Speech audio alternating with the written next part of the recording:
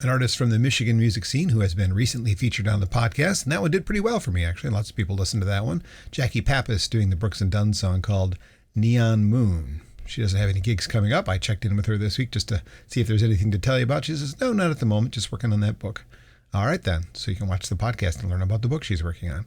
Sawyer and a song called Shut Up and Dance, which was a big hit for Walk the Moon. They're the opening act at the Magic Bag in Ferndale, June 14th. I think I have a conflict on that date, which bums me out because that looks like a great show. Glenn Phillips back there doing the Paul Williams composition included in a Muppets movie. I'm going to go back there someday. Glenn, of course, Toad the Wet Rockets frontman and also somebody who's been featured on the podcast recently.